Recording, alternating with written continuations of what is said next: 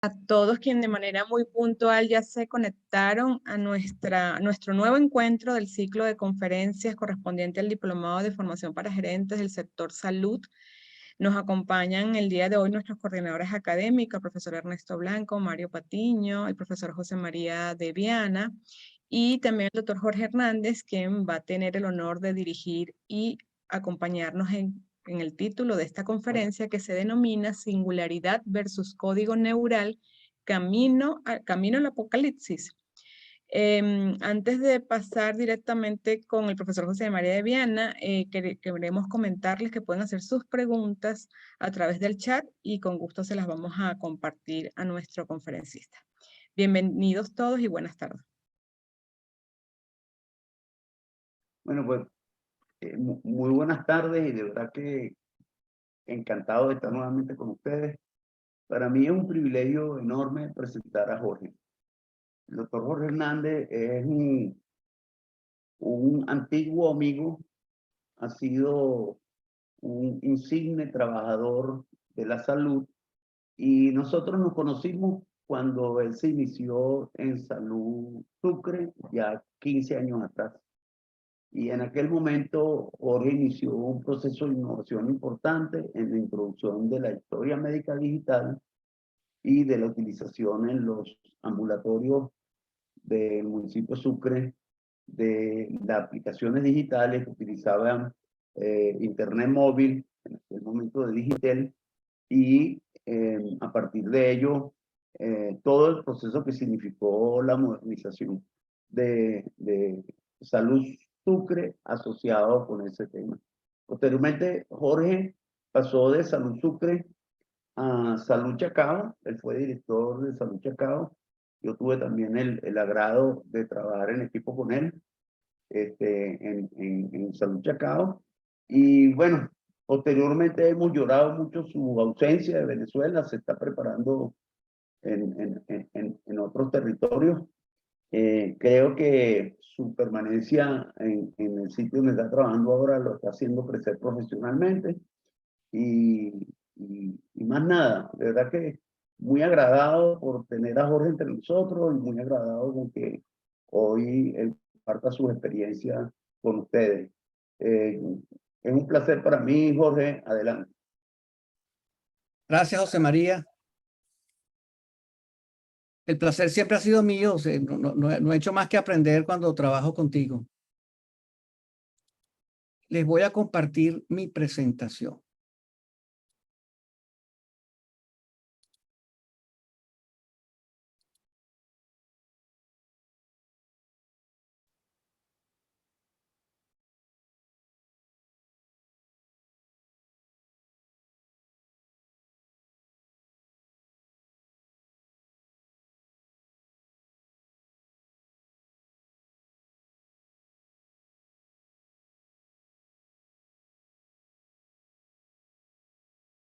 ¿Se está viendo, Yaide? Sí, perfecto. Perfecto, Jorge. Ok. Entonces, hoy les voy a hablar de un tema que ha sido apasionante para mí y que nació a raíz de una serie de charlas, de tertulias que tuvimos el equipo coordinador de este diplomado. Y se me ocurrió que este podría ser un tema interesante para los alumnos del diplomado y para la gente que quisiera asistir. Yo no sé si ustedes han oído hablar de Yogi Berra. Yogi Berra siempre ha tenido, o sea, tiene unas frases espectaculares, y esta frase es una de las frases que más me gusta. Él decía: el futuro no es lo que solía ser. El futuro no es lo que solía ser. Esta que tienen ustedes acá es un papiro de 3000 años antes de Cristo, y es el primer escrito hecho por el ser humano en el cual se refiere al cerebro. Este jeroglífico que está aquí significa cerebro, y en este papiro describen, es un papiro quirúrgico, un papiro sobre procedimientos quirúrgicos, el tratamiento y el manejo de unos pacientes, y se piensa que esto inclusive data de antes porque es una transcripción de otro papiro. En el papiro se habla de que es una transcripción de otro papiro. Y esta es la primera vez que que se habla de cerebro como tal, o por lo menos que está registrado que se habla de cerebro. Yo tengo la memoria de la primera vez que yo pensé en el cerebro como tal, y fue en la infancia. Mi papá era neurofisiólogo, psiquiatra, y un apasionado del cerebro, y yo hice conciencia de todo esto, porque en la casa, en aquella época, existía una suscripción de una revista que se llamaba Scientific American, y esa revista llegaba semanal, y si bien tenía artículos que tenían que ver con desde física, química, avance, tenía muchos artículos que tenían que ver con las neurociencias. Pero ahí no fue que me llamó la atención, sino que esta revista acostumbraba y acostumbra a hacer unos publicaciones anuales. Y mi papá trajo un día una publicación anual que se llamaba El cerebro, cómo funciona el cerebro. Un libro completo con unas explicaciones y dibujos espectaculares. Y yo siento que ahora recordando, esto es una de las cosas que me marcó, yo digo que mi vida y mi carrera, por lo cual escogí lo que estoy haciendo. Y una de las cosas que me llamaba la atención era que decía ahí en algún lugar algo como que tratar de saber cómo funciona y qué hace el cerebro es como martillar un martillo con otro martillo. O sea, que es una de las cosas que quería traer hoy. ¿Qué es el cerebro? ¿Qué es el sistema nervioso? Yo les traje aquí una definición, no quiero leerla ni nada, sino quiero destacar algunas cosas que vamos a revisar después. Primero que todo, el cerebro, esta es una definición modificada de Wikipedia, es una red altamente especializada que está constituida básicamente por neuronas. Esas neuronas están conectadas de manera compleja y se encargan, esto es importantísimo, de procesar y transmitir. No es nada más transmitir, no es un cable. Procesar y transmitir, usando fenómenos, esto es otra cosa importante, electroquímicos, y llevan señales hacia dentro y desde el tejido nervioso y con el resto de los tejidos y coordinan múltiples funciones. De aquí que es importante tomar en cuenta el elemento central. Si vamos a hablar de código neural, tenemos que hablar de qué son las neuronas. Las neuronas son unas células excitables, eléctricamente excitables, que procesan, como lo acabo de decir, y transmiten información. Pero este número es interesante. Las neuronas en un cerebro humano maduro existen 10 a la 11 neuronas. Eso es 100.000 millones de neuronas. Ustedes están en una noche estrellada y se dedican toda la noche a contar el número de estrellas y no llegan ni cerca a ese número. Estas neuronas se conectan entre sí o están muy cerca, porque no sería exacto, si se conectan a través de la sinapsis. Y las sinapsis son 10 a la 15. En un encéfalo maduro hay alrededor de 10 a la 15 sinapsis, lo cual implica que en promedio cada neurona está conectada con 10.000 más. Es un número gigantesco y difícil de imaginarse. 10.000 más, o sea, cada neurona está conectada con 10.000 más. Por eso es que hablamos de que una red compleja. Pero no decimos conectada, decimos unida o espacio, porque entre las neuronas no hay conexión, sino hay un espacio en el cual se liberan una sustancia que es la que se denomina neurotransmisor y que modula, amplifica, y hoy se conocen más de 100 neurotransmisores. Estos conceptos eran básicos para introducirme esto es una foto de unas neuronas de la corteza cerebral, para introducirme en lo que es código neural. El código neural o cómo hablan las neuronas. Para esto me gustaría traer un ejemplo de una neurona. Aquí tenemos una neurona sensitiva y las neuronas tienen una forma muy específica, una estructura muy específica que tiene su axón, que es tubular, en este caso es un axón con eso que ven arriba azul, se llaman vaina y mielina, tiene su cabeza, su soma, y el terminal sináptico, que es por donde libera el neurotransmisor. Aquí tenemos un receptor al cual está conectado esa neurona. Entonces vamos a ver cómo se comunican y cómo envía información, procesa información esta neurona. Una parte importantísima, y lo vamos a ver durante toda esta conferencia, es el cono axónico. Ahí es donde se da el procesamiento de la señal de las neuronas. Porque en este cono axónico se produce un intercambio de electrolitos, este intercambio de electrolitos es el que va a generar la corriente que va a viajar. Si bien la corriente como tal viaja de manera lineal, el paso de corriente es de manera vertical. O sea que no es como un cable. Es un mal ejemplo usar el cable como paralelismo de las neuronas. Más bien sería como el juego este en que uno pone un dominó detrás de otro y un dominó tumba al siguiente, tumba al siguiente, tumba al siguiente y se va haciendo un recorrido con los dominó tumbados. Es de esa misma manera. Es decir, cada cambio eléctrico en cada segmento de la neurona va generando uno al siguiente. Vamos a ver cómo se produce esto dentro de la neurona. Y para eso vamos a usarlo, vamos a hacer un gráfico, ¿no? En este gráfico, en el eje de las X, pero en el eje de las Y tenemos, por un lado, longitud en micra de ese receptor y por otro lado, amplitud, que es el voltaje.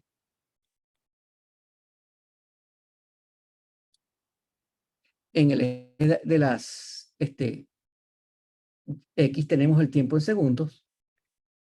Hay alguien que está escribiendo encima de la diapositiva de AIDED. No sé si viste, hay como unas rayas. No debería tener nadie acceso a la presentación. Sí, ya se borró. Ok, entonces el estímulo, el uso muscular, es un receptor que lo que mide es longitud, estiramiento. Entonces el estímulo sería estiramiento. ¿Cómo graficamos ese estiramiento? Graficamos en el eje de las X tiempo, como dije, y en el eje de las Y amplitud. Es decir, mientras más grande, más sea la amplitud. Una vez que se da ese estímulo produce a nivel de la neurona un cambio en su voltaje. Y aquí a nivel del receptor de la neurona, un cambio en su voltaje, que va a ser equivalente a esa amplitud. Pero resulta ser que a nivel del cono axónico se produce un fenómeno, si este cambio de voltaje llega al umbral, se produce un fenómeno todo o nada que se llama potencial de acción. Ese potencial de acción se da o no se da. Es un fenómeno digital, todo o nada. Ese potencial de acción viaja a través de la neurona, de la acción de la neurona, y al llegar al final de la neurona libera el neurotransmisor. Por eso es que nosotros hablamos de un fenómeno electroquímico. Esa sería la manera como se codifica a nivel neuronal, mínimo neuronal. ¿Qué pasa si yo aumento la amplitud? Es decir, si estiro más el receptor, a nivel del receptor y el comienzo del axón, lo que va a haber es un fenómeno de aumento de la amplitud de la electricidad, lo cual es un fenómeno graduado o analógico. Pero a nivel del cono axónico, lo que va a cambiar no es el tamaño, sino la frecuencia. Es decir, el número de acciones, de potenciales de acción por unidad de tiempo. Es decir, que hay una conversión entre amplitud a frecuencia y eso es lo que se denomina, vamos a ver más adelante, digitalización. Eso va a traer como consecuencia la liberación de más neurotransmisores. ¿Ok? Entonces, aquí hasta ahora entendemos que la neurona tiene una manera binaria de transmitir información. Una es analógico, pero también tiene una manera digital de transmitir información. Entonces, ¿qué pasa con el potencial graduado y el potencial de acción? Este es analógico, este es digital, este se muere en el lugar, en cambio este viaja, puede viajar hasta 1 metro, 2 metros de las neuronas más largas del cuerpo. Este, como es autolimitado la amplitud disminuida con la distancia, este se mantiene del mismo tamaño, este local, este es propagado, y como les dije, es todo o nada. Pero vamos a analizar ese código neural no dentro de una neurona, sino cómo se comunica una neurona con otra. Y para eso vamos a usar la conducta más sencilla del ser vivo, del ser humano, que es el reflejo. Este es el reflejo que nosotros llamamos reflejo patelar o reflejo de estiramiento, en el cual uno da un golpe en el tendón, y eso produce un estiramiento. Aquí lo tienen.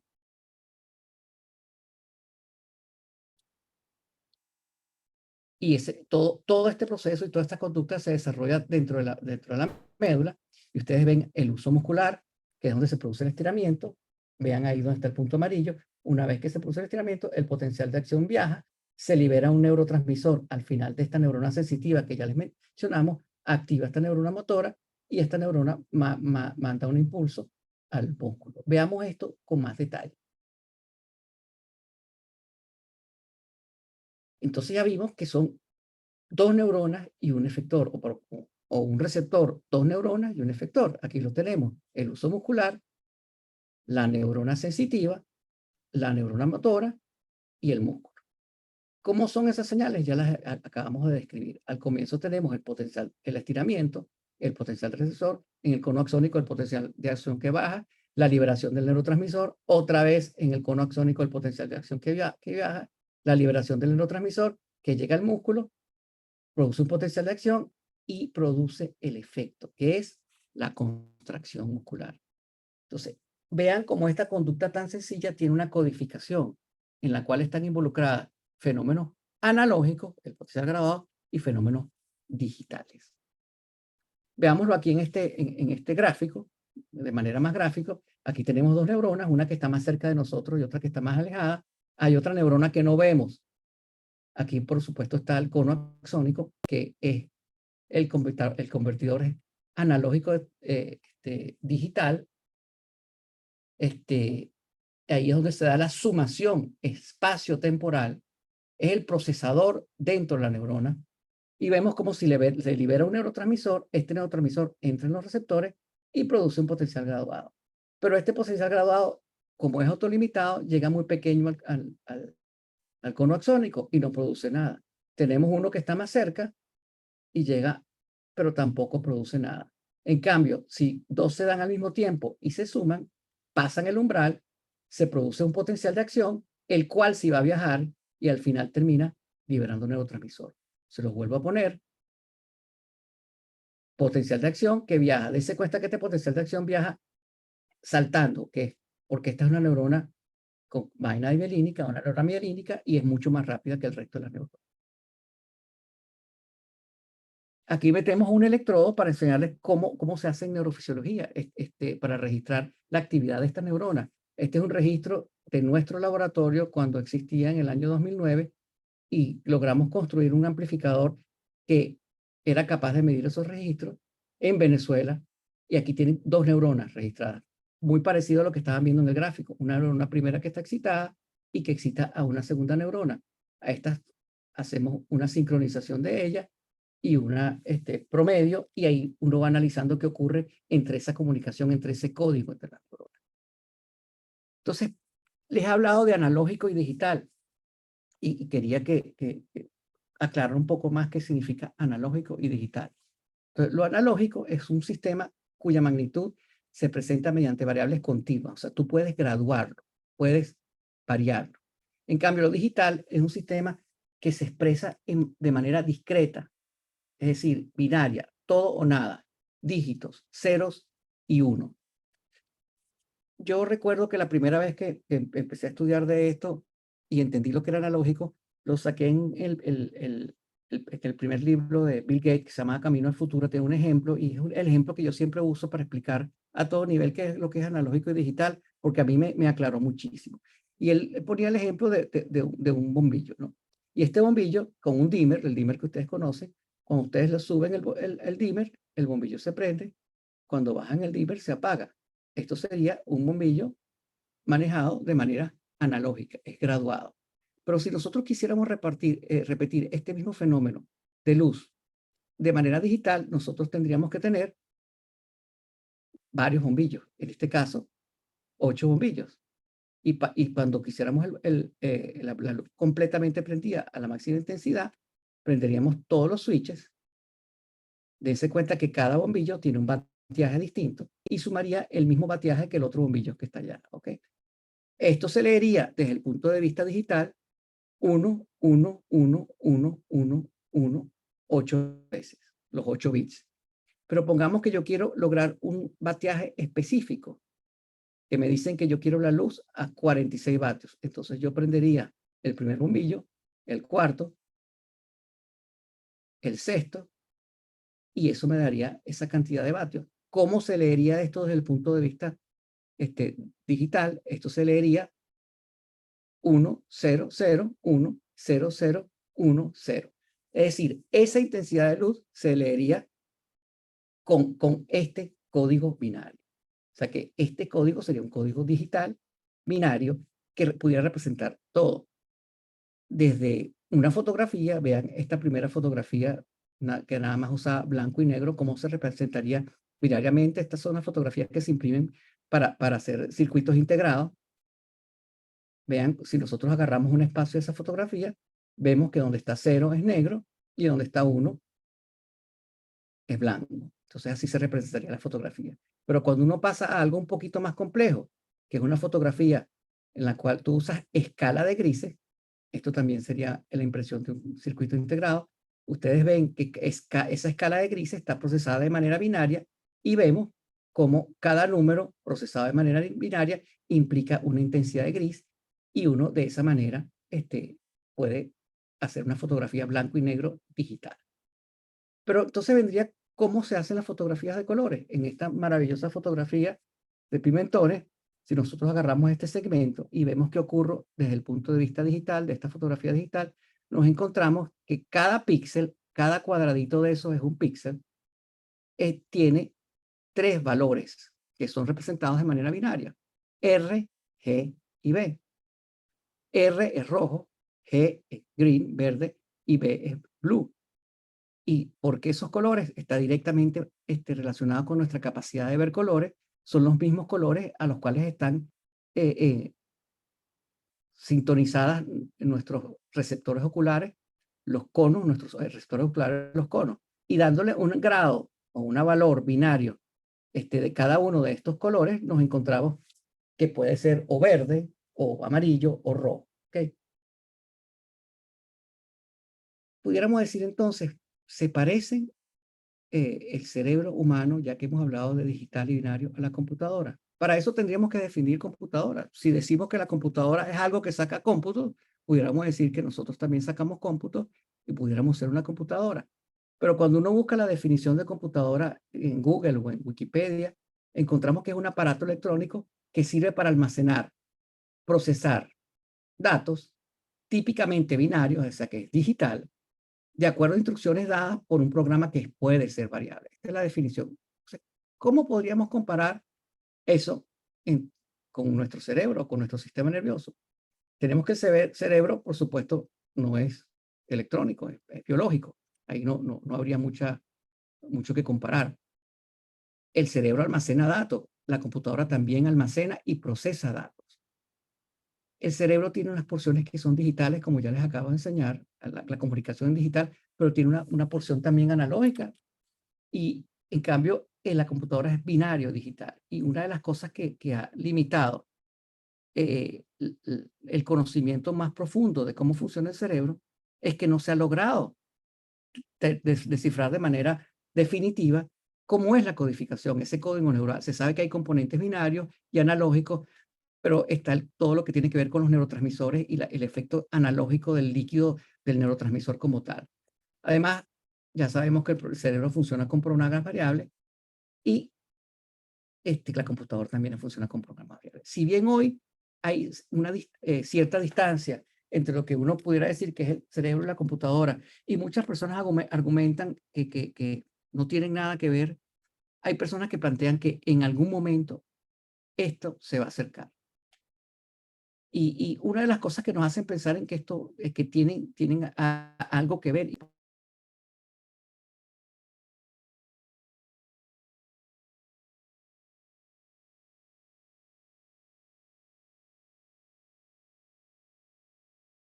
Estás muteado, Jorge. Pero alguien me está muteando, ¿no? ¿Me mutearon desde qué momento? ¿No sabes? Mario. Justo en esa presentación, ya vamos a revisar igual cuando dijiste los accesos, pero puede continuar. Hay quien tiene algo que ver, que esto tiene algo que ver, ahí te dejamos de oír. Ok.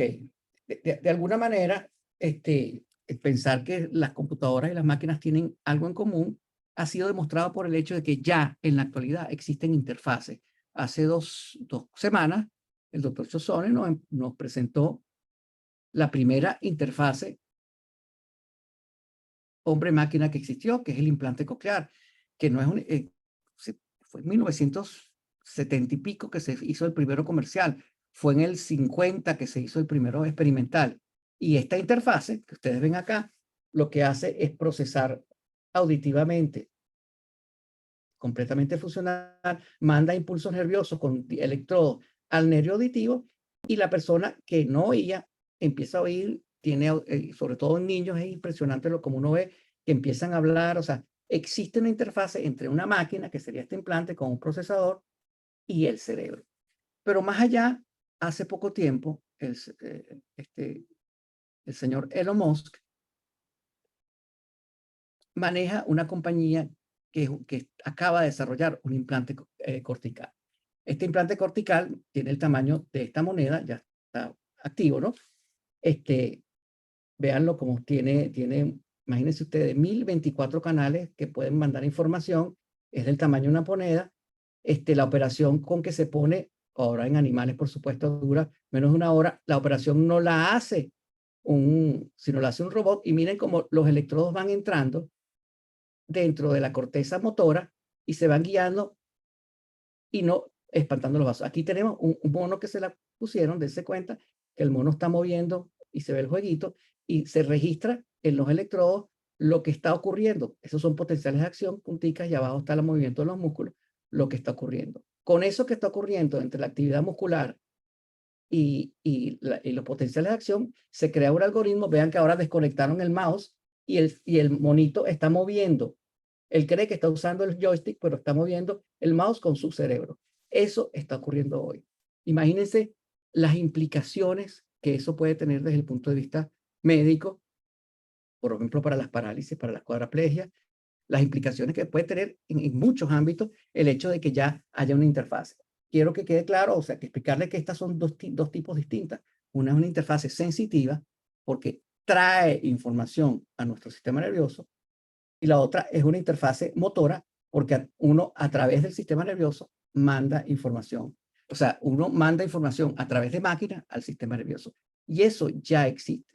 Pero hay personas que dicen que esto puede llegar mucho más allá. Y aquí les voy a hablar de Ray Kurzweil. Ray Kurzweil es un futurólogo, matemático, un inventor, y plantea que en la época de la evolución del universo, o sea, que han habido 6 épocas en la evolución del universo, y que esas épocas de la evolución del universo, y la idea, ¿será que tú puedes borrar esas rayas que aparecieron ahí, que no sé cómo aparecieron? ¿Tú qué tienes? Tenemos una primera época, antes de la existencia de la vida, donde lo que existía en nuestro planeta o en los planetas que pudiera haber pasado esto mismo, no existía sino física y química. Y eran estructuras que llevaban información dentro de los átomos. Pero llegó un momento en que esa física y química dio un salto, y ese salto produjo y evolucionó el ADN, y aparece la vida. Entonces aparece la biología. Y en esta segunda época, la información, en vez de estar almacenada en estructura química, está almacenada dentro del ADN. Pero en la siguiente época, como consecuencia de la evolución, teoría del caos, ensayo de error, selección natural, ese ADN en algunas especies trae como consecuencia la aparición de un cerebro avanzado, que es el de los hombres. Y en ese cerebro avanzado, la información se guarda en manera de patrones neurales, es decir, en redes neurales se guarda la información. Estas redes neurales empiezan a desarrollarse, a aprender el conocimiento, se crean una serie, se desarrolla la tecnología, se crean una serie de equipos, se da una evolución neurológica, y aparece la cuarta época, en la cual ya la información empieza a guardarse en software y en hardware. La quinta época, que es la que nos interesa hoy, es cuando esa tecnología evoluciona tanto, llega a evolucionar tanto, que se hace equiparable a la biología. Al hacerse equiparable a la biología, que es la época número 5, se fusiona la inteligencia humana con la tecnología. Es decir, se integran los métodos de la biología a la tecnología humana. Y eso es lo que nosotros llamamos singularidad. Es decir, es el momento en el cual se da un salto cuántico como consecuencia de que las máquinas llegan a procesar y a manejar información de la misma manera como lo maneja el cerebro. ¿Cuándo se va a dar eso? Bueno, hay muchas teorías y muchas historias Y el primero que planteó que había algo que estaba pasando con el crecimiento de las máquinas fue Moore. Moore fue uno de los primeros CEO de Intel. En este gráfico que tenemos acá, en el eje de las X tenemos los años, en el eje de las Y tenemos el número de transistores, y se ha visto, dése cuenta que es un gráfico logarítmico, que el crecimiento en el número de transistores a nivel de los años es de manera exponencial. Es decir, que el número de transistores, primero se pensaba que cada 10 meses, después se pensó que cada 2 años, después se bajó a 18 meses, pero sigue siendo hasta hoy, el año 2022, el crecimiento del número de transmisores es exponencial. Pero además de eso, también la velocidad de procesamiento crece de manera exponencial. En este gráfico de Kurzweil, lo que tenemos en el eje de las Y es los cálculos hechos por una computadora accesible de $1000. Y se dan cuenta que los cálculos van aumentando también a medida que pasan los años, cuando aumenta la tecnología de manera exponencial. Pero además de eso, la tecnología no solamente trae beneficios en las computadoras como tal. Dense cuenta como la resolución, también la resolución en nuestras máquinas, como el CT scan o la resonancia magnética nuclear, a medida que pasan los años, la resolución también aumenta de manera, o disminuye la resolución, que es lo mismo, pero más resolución, de manera exponencial la resolución. Entonces, ¿qué plantea Kurzweil? Que va a llegar un momento en el cual él habla que es a raíz de los 2030, no se sabe la fecha, en el cual la velocidad de procesamiento de un equipo comprado en el mercado va a ser equivalente a la velocidad de procesamiento del ser humano, y que eso va a traer como consecuencia un cambio inmenso en lo que es en la humanidad, y que eso va a afectar la manera como pensamos y la manera como vemos. Estas personas que creen en esto se llaman singularistas. Hoy por hoy se llaman singularistas. Inclusive hay una universidad que se llama la Universidad de la Singularidad. Hay un grupo que fervientemente cree que va a llegar un momento en que va a haber una equivalencia entre el procesamiento de las máquinas y del procesamiento y que las máquinas se van a conectar. No sé si esto les trae a ustedes algún recuerdo. Esto es una imagen de la película Matrix. Sacaron su tercera edición el año pasado. Y en esta película el tema central es que la máquina puede estar conectada al hombre. Es más, la Matrix es un sistema virtual donde los hombres creen que viven dentro de la vida y lo que están es viviendo dentro de un código binario. Esos numeritos que bajan y suben y caen no serían más que código binario, que si en algún momento se tiene más claro cómo termina de codificar la neurona, sea digital o analógicamente, una máquina podría reproducir esa codificación. Y hay gente que cree que esto en algún momento va a llegar. Y con respecto a esto hay posturas ambiguas. Hay gente que cree que esto no va a llegar, que no hay manera de que el ser humano pueda crear un equipo que pueda pensar, sentir, vivir como lo hace un hombre. Hay personas que creen que sí, eso es posible, que inclusive en algún momento la integración más biológica o tecnología va a ser tanta que no va a haber diferencia entre la biología y la tecnología. Personas que piensan que en algún momento esta va a ser la vía a la inmortalidad, porque si tú puedes almacenar todos los datos que tienes en un cerebro, rompiendo el código neural en una máquina, básicamente podrías decir que tu vida va a ser infinita. Y mucha gente piensa que esto va a ser una maravilla para la humanidad, y otra gente piensa que esto va a ser el apocalipsis. Y hay posturas que tradicionalmente hablan de que esto va a acabar con la humanidad. Y yo tengo una postura con respecto a esto completamente diferente por los números. ¿Por qué por los números? Porque los números nos han hecho y nos han dicho que la humanidad no ha hecho sino progresar desde el pasado. Y para eso hay varios datos. Por ejemplo, la expectativa de vida. Dense cuenta en este gráfico de World Data cómo la expectativa de vida, a medida que han pasado los años, ha aumentado. Ahí nada más hasta se empezó a registrar en el año 1823 y la expectativa eran 54 años.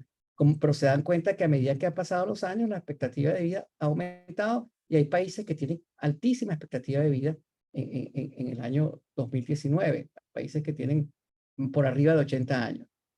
Y si nosotros revisamos otros elementos como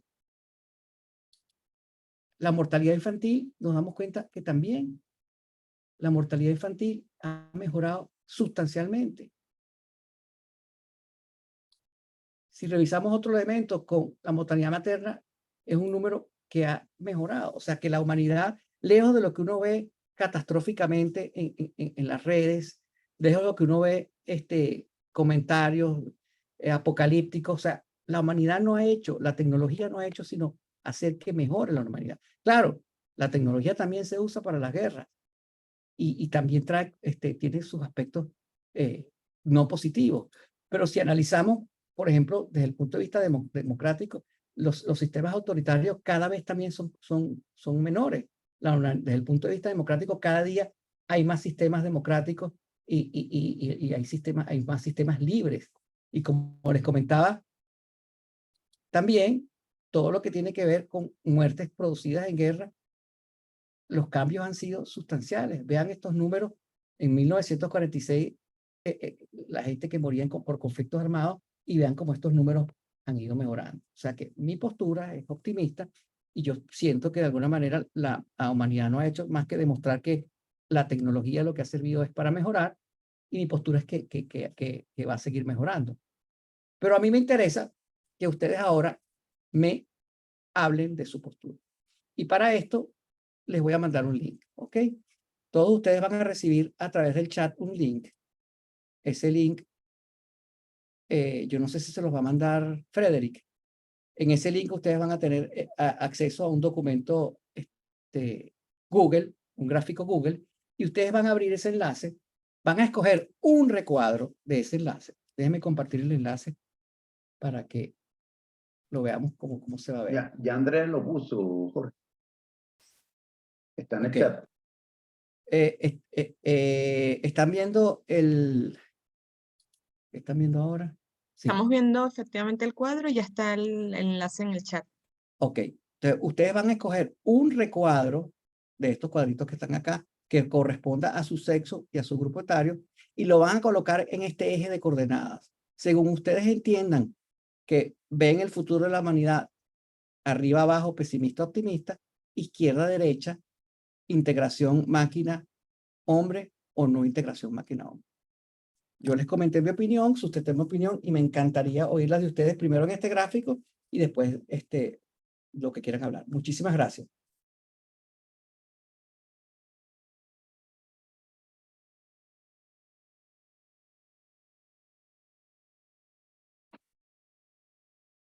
Ahí vemos, la gente está empezando a...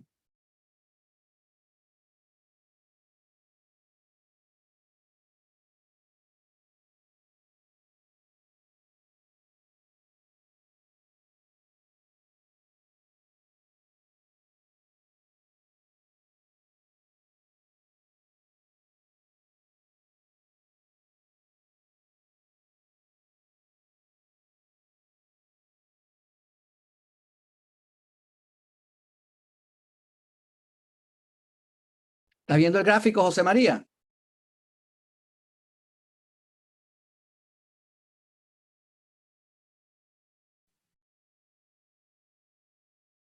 Todos lo estamos viendo, doctor, sí.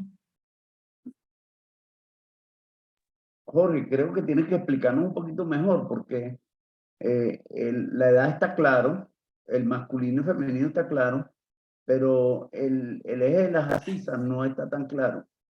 Ok, Entonces, explícanos un poquito ahí porque es posible que estemos recibiendo respuestas equivocadas. ok.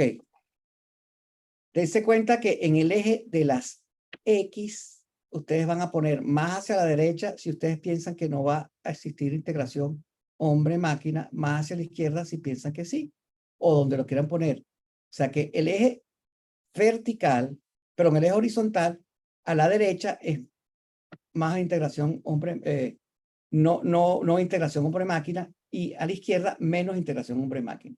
El eje vertical, arriba abajo, arriba va a ser optimista, es decir, que piensan que la tecnología va a traer como consecuencia cosas buenas a la humanidad, y abajo va a ser más pesimista, que piensa que la tecnología lo que va a traer es la destrucción de la humanidad.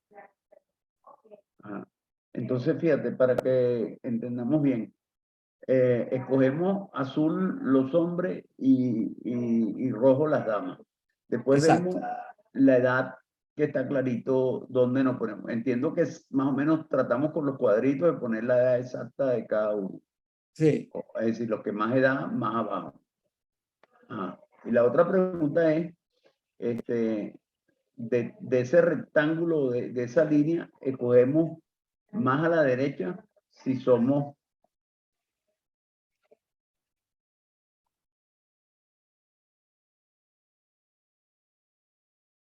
Te dejé de oír, José María.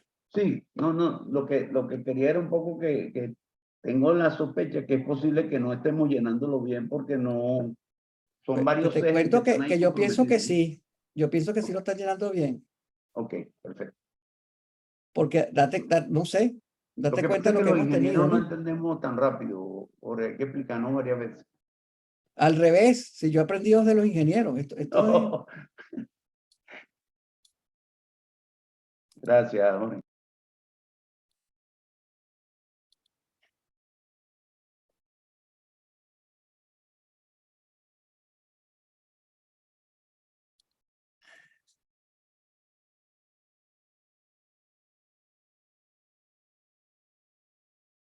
Señores, para que no se destruyan los cuadritos, agárrenlos en el centro.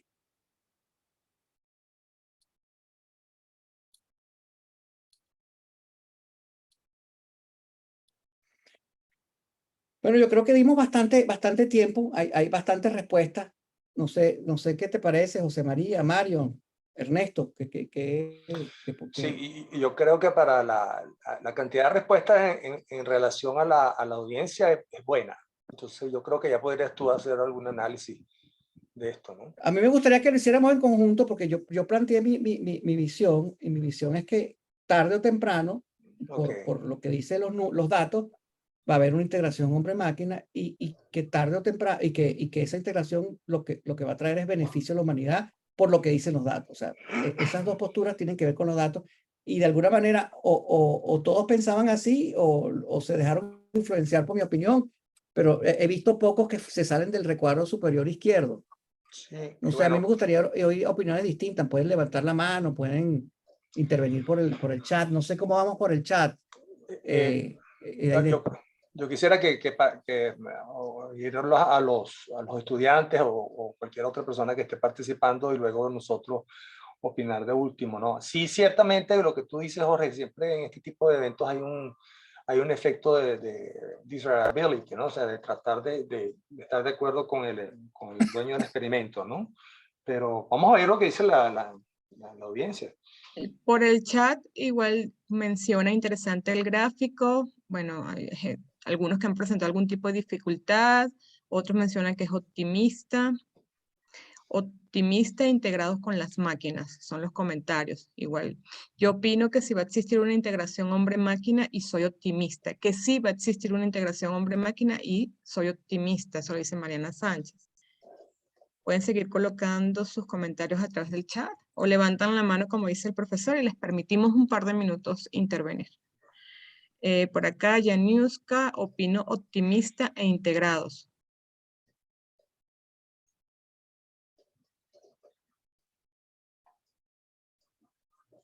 Por acá Enrique Martínez, la evolución está en funcionamiento y estamos entrando en la etapa donde podemos influir sobre la misma.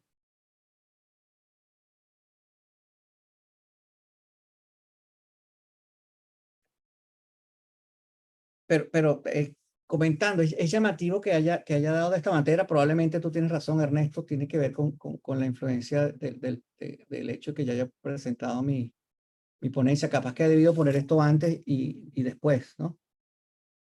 Pero lo que uno ve en las redes, o por lo menos lo que veo en las redes, porque en las redes ve uno lo que quiere ver, ¿no? Porque uno escoge a quien quiere ver. Entonces, lo que veo yo en las redes que yo escojo, que quiero ver, es una sensación más de pesimismo, de que los tiempos pasados, el síndrome este de la edad dorada, los tiempos pasados fueron mejor, cuando los números hablan de todo lo contrario, los tiempos pasados fueron peores, había más muerte, menos democracia, pero en las redes, por lo menos mi percepción, no sé qué opinan ustedes, es que uno la ve como muy fatalista, apocalíptica, pesimista. Por aquí, de hecho, mencionan, Carla, yo no soy optimista, incluso me da un poco de miedo. Y César Abreu, yo creo que depende mucho de la utilización que se le dé.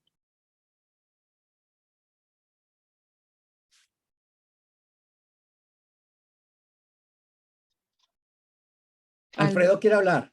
Ujú. Alfredo Sucre.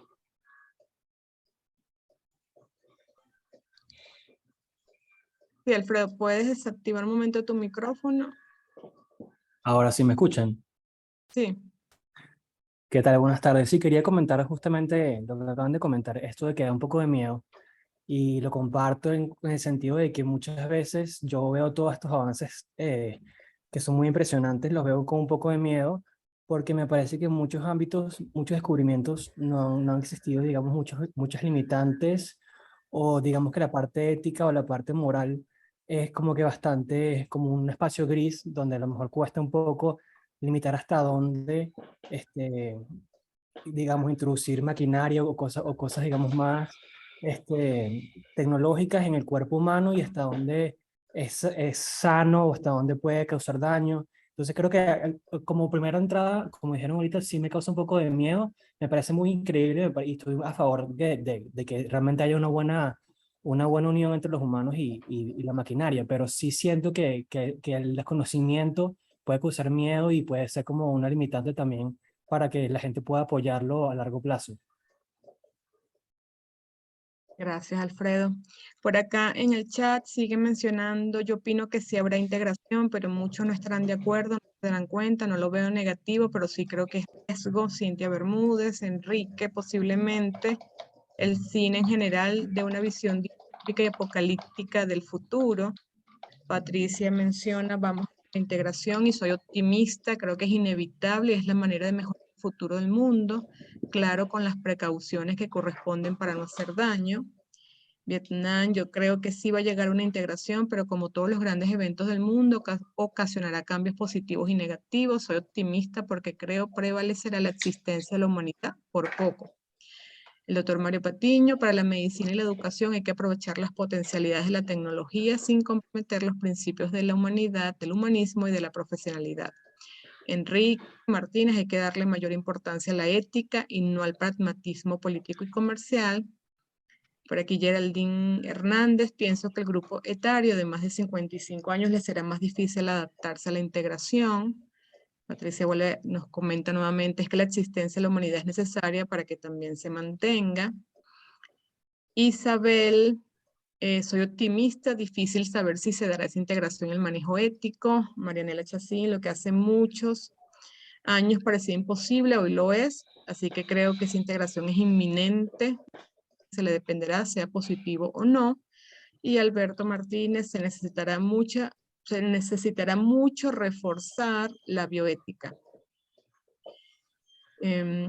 Aquí mencionan Alonso Dugarte y Marinela Hernández. Saludos al doctor. Bueno, aquí está hablando un poquito de unas interferencias que tuvo. La integración hombre-máquina es la pauta de estos tiempos, pero debe cultivarse una apología que exalte el humano.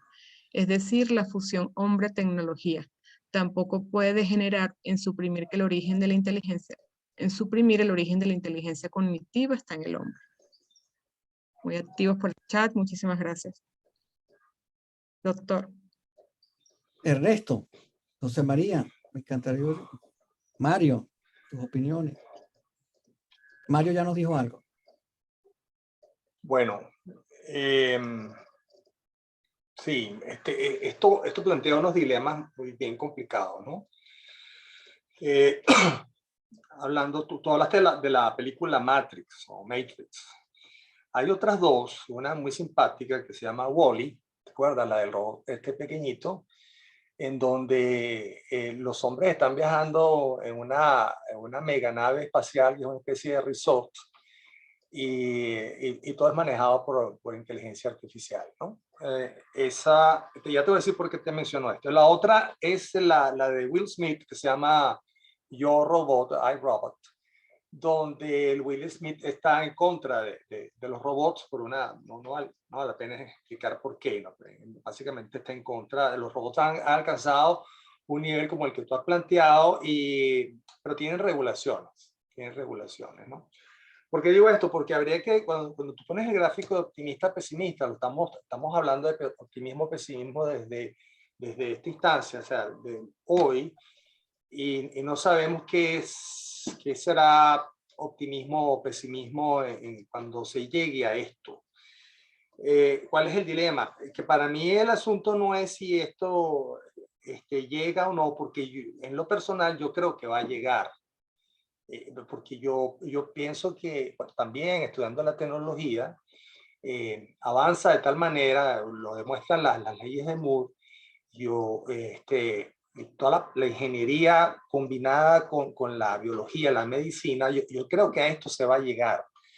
Pero el gran dilema es qué hacer con esto en ese momento, porque fíjate, sin haber llegado a esto, ya se plantea en los próximos años, ya hay cantidad de, por ejemplo, el Foro Económico Mundial tiene una publicación bien interesante, está a tu orden, donde dice que la gente que está naciendo o la que ha nacido en la última década van a trabajar en oficios que todavía no se sabe, que no se conocen. ¿Ok? O sea, cosas que no se conocen porque precisamente la tecnología está avanzando de tal manera que va a dejar afuera los oficios que conocemos hoy, va a producir otros oficios. Eso tiene implicaciones muy, muy grandes para la humanidad, porque entonces también se dice que va a haber casi que la mitad de la gente se va a quedar sin trabajo, o por lo menos por un tiempo hasta que se adapte, ¿no? Entonces, esa para mí es el gran dilema. Si se llega a esto va a ser peor, porque cuando se llegue a esto, básicamente el ser humano, tal como lo conocemos hoy, no va a tener sentido. Lo que va a tener sentido es las máquinas. Entonces, ¿qué se va a hacer con esto? Las máquinas van a trabajar para el ser humano. ¿A qué se va a dedicar el ser humano? Y cuánta parte del ser humano se puede dedicar a esto cuando hoy ya estamos llegando dentro de muy poco 8.000 millones. Entonces, hay unos dilemas acá bien complicados que de difícil respuesta. Pero yo te diría, y perdona que te interrumpa, No, adelante, Ernesto, por favor. que esa dualidad no va a existir. No es que a qué se va a dedicar el ser humano. El ser humano como lo conocemos hoy en un momento no va a existir. O sea, va a existir una integración entre ser humano, física entre ser humano y máquina. Y quién sabe si ni siquiera física. Es lo que plantean muchos de estos estudiosos. Por otro lado, lo que yo te quería comentar es que en la historia de la humanidad han habido cambios tan importantes como estos, importantes desde el punto de vista tecnológico, que han sido avasalladores. Y lo que han traído es beneficio. O sea, la historia nos ha dicho que el ser humano, a pesar de los defectos y de las desgracias que ocurren y de las muertes, el ser humano siempre sale adelante y saca beneficio de esa tecnología. Cierto, estoy totalmente de acuerdo contigo. Cuando uno estudia las revoluciones industriales, eso es, para mí el dilema es qué va a pasar, o sea, cómo se va a manejar esto, ¿entiendes? Y nuevamente yo no tomo partido ni pesimista ni optimista. Yo lo que sí creo es que esto va a llegar. Ahora, yo no sé qué va a pasar con los seres humanos. Pareciera que va a haber una brecha, ya está habiendo una brecha, mucha gente se está quedando sin trabajo, ya hoy en día, no dentro de 10 años, ya hoy en día mucha gente se está quedando sin trabajo porque lo está sustituyendo la tecnología, y esa gente se tiene que reinventar. Y va a haber como hubo en las revoluciones industriales, un gap de tiempo hasta que la gente se reinvente, y estoy de acuerdo contigo, probablemente. Digo probablemente porque por lo mismo que dijo Yogi Berra, ¿no? Y te doy una más. El gran matemático Neil Bohr, que trabaja con Einstein, decía, a mí no me gusta hacer producciones, sobre todo cuando se trata del futuro. O sea, por eso es que a mí no me gusta hacer producciones, ¿me entiendes? Entonces, yo no soy ni pesimista ni optimista. Para mí el gran dilema es qué puede pasar ahora. Si estudiamos la historia, estoy de acuerdo contigo que siempre el resultado es bueno. Yo no soy de la época de oro, no, para nada. Cada vez hemos ido mejorando más. Mario tiene la mano levantada. Gracias, profesor. Doctor Mario. Sí, lo que quería comentar un poco lo dice Ernesto, el futuro no se predice, se construye. Entonces la tecnología no es ahorita, ha venido haciendo aportes desde que nosotros tenemos conciencia. Creo que lo que vendrá a futuro será mejor que lo que tenemos ahorita. El tema es la aproximación a la que hagamos desde el punto de vista de la educación y de la práctica clínica. Uno se da cuenta que a pesar de disponer de sistemas de información médica basada en evidencia que nos permite hacer análisis de decisión con el apoyo de la computadora, eso no sustituye al acto médico.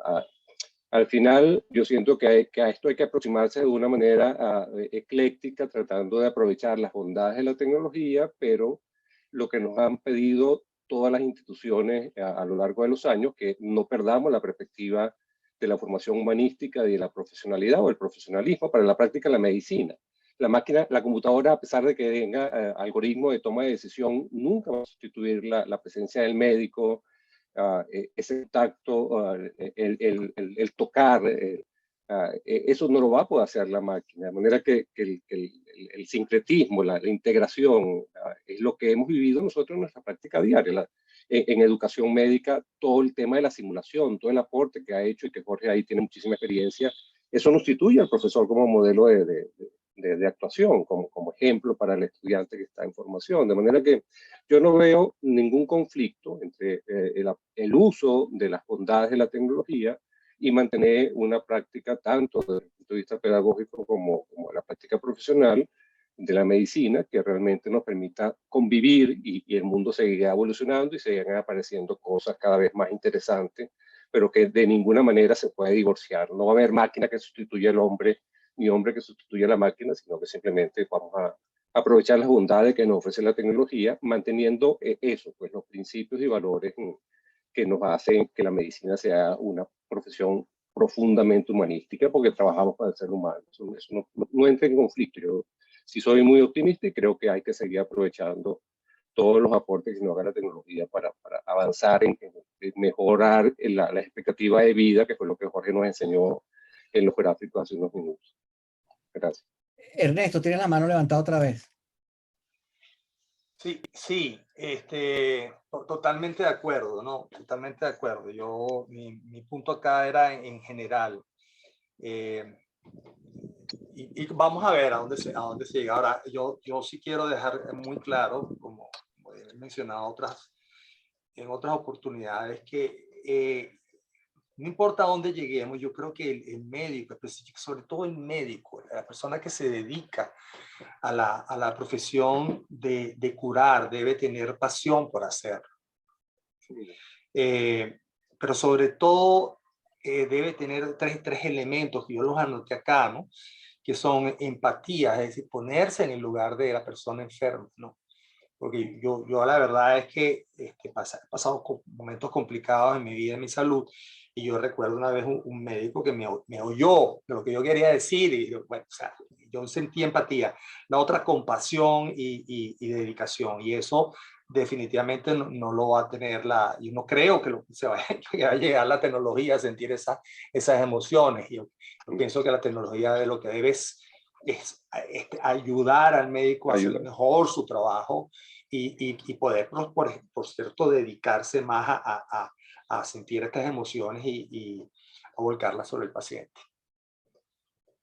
Gracias, profesor. Doctor, vamos a continuar con algunos comentarios y preguntas a través del chat. Walter Montero, soy optimista y a favor de la integración. Se ha demostrado que siempre ha existido el miedo y la resistencia al cambio. Como todos, habrá ventaja y desventaja en un futuro, pero confía en que nos podemos adaptar. Enrique Martínez, estamos viviendo un cambio de paradigma y eso pareciera explicar de algún modo las crisis globales en los ámbitos geopolítico, cultural, climático, ambiental y otros más.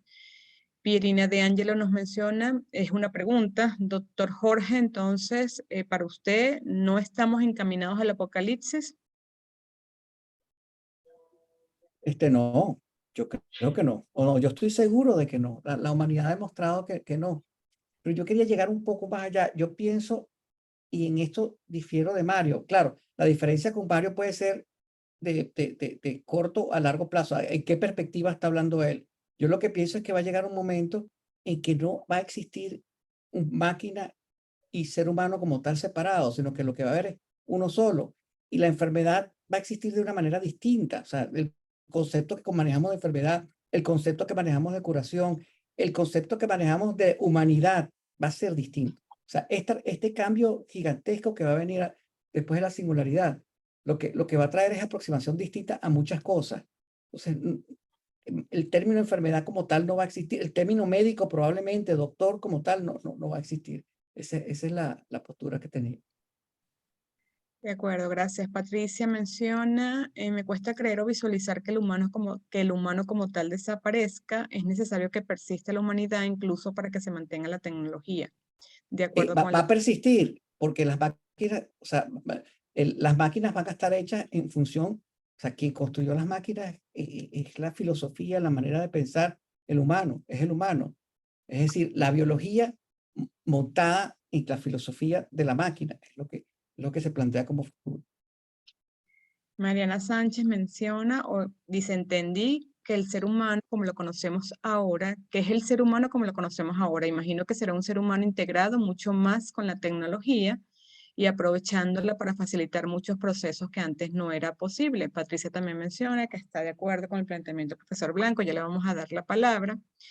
Marinela Hernández, absolutamente de acuerdo, debe haber una simbiosis, pero se respira en el ambiente de las nuevas generaciones una especie de castración de la visión humanista hasta el punto de diseñar el porte creativo del humanismo en la historia de la humanidad. Menciona que haciendo al hombre como un instrumento de estrés y sabiduría para aportar soluciones, bueno, al mundo. Yajaira Bastardo, vamos hacia el transhumanismo, pero hay que ver que hay aún ahora mucho más democracia que se comportan autoritariamente. Y Javier Meneses, estoy de acuerdo con la simbiosis en la tecnología y la humanidad, pero lo importante es que la tecnología sea usada para beneficio de la humanidad. Son los comentarios por el chat, sí, profesor. Jorge, acabas de decir algo sumamente importante, ¿no? Si se llega a la singularidad, que yo, igual que tú, bueno, que yo creo que va a llegar en algún momento, ¿qué se va a hacer con eso? Es mi gran duda. El tratamiento de las enfermedades puede ser totalmente distinto, porque si se llega a dilucidar cómo funciona el cerebro desde el punto de vista electroquímico, ¿no? Entonces quizás el tratamiento de los síntomas va a ser distinto, a lo mejor corrigiendo, y ya hay algo de eso, ya bastante de eso en neurología, corrigiendo el comportamiento de algunos neurotransmisores, ya probablemente vayas a poder corregir algunas enfermedades, porque lo que estás es precisamente metiéndote con la computadora, y igual que una computadora de un automóvil, que ahora tienen computadora por todos lados, si tú corriges lo que está pasando en la computadora, se corrige el elemento, ¿no? Es bien me pareció interesantísimo el comentario, que probablemente la aproximación a la medicina sea distinta. Gracias, profesor. No tenemos otros comentarios adicionales en el chat. Bueno, por acá sí acaba de llegar uno. Benigno, yo creo que ninguna máquina va a sustituir al ser humano. Muchísimas gracias, Benigno, y muchísimas gracias a todos los que por el chat han participado de manera activa, igual a nuestro profesor Blanco y al doctor Mario Patiño. Bueno, por acá están hablando de una película llamada El Hombre Bicentenario, en donde una máquina desea ser reconocido como un humano. Creo que la humanidad debe prevalecer por encima de todo. Muchísimas gracias, Cintia. Bueno, nos siguen llegando comentarios. Yajaira menciona la capacidad destructiva del hombre es increíblemente absurda, como podemos ver que estamos viviendo. Bueno, habla un poco de la guerra que se vive actualmente en Europa. Y solamente podemos ver que un país como Venezuela ha bajado en expectativa la vida. Perfecto, gracias doctor Mario también, que está de acuerdo con la conferencia. Y Mariana, neurofeedback como principal tratamiento. Muchísimas gracias a todos, doctor, si quiere Muchas ir gracias. No, muy cerrando. contento por la dinámica que se dio. Muy interesante los resultados y placer. Gracias, Ernesto, por la insistencia en que hablara de esto. Gracias a usted por participar. No, gracias a ti, está extraordinaria una cuestión, para allá vamos. Y muchísimas Por gracias a acá, ti. gracias, profesor. Por acá los comentarios ya en el chat son de agradecimiento por ser tan interesante conferencia y mucho que reflexionar.